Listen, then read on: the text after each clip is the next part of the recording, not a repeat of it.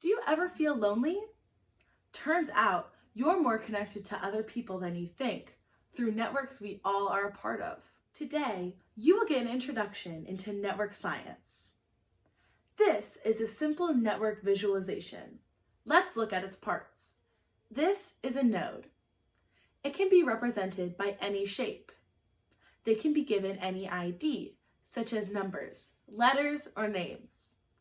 A node represents a single agent or organization in a network.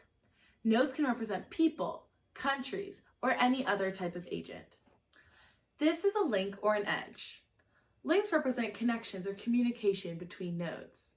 There are two types of links that determine what type a network is.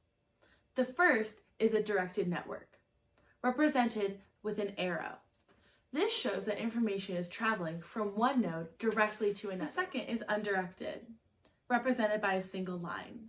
This shows that information is traveling back and forth from each node connected. For each node, there are some important mathematical measures that can tell us some valuable information.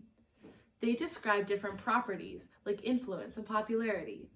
They can be calculated using networking software or equations by hand. Let's look at a new network while we discuss structure. This is one of a company.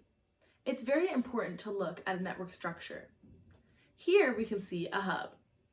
Hubs are very important in certain networks. They show a high density of communication and collaboration. And here we see a cluster. It can show which people collaborate the most often in this example. Now that we have some basic understanding of what networks are and what they look like, we can apply this visualization technique to countless fields of study. Scientists are starting to use networks to see, study, and comprehend numerous topics. Let's zoom in on a very cutting-edge application. This is Chinorrhea habitus elegans, or more commonly known as roundworm.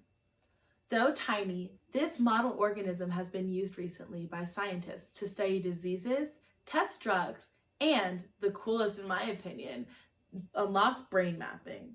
Though this is a much smaller representation with only 300 neurons compared to a human's 86 billion, it is still groundbreaking.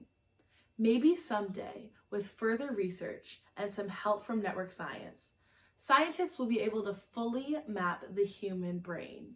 So next time you feel lonely, just know that you are connected to more than you know.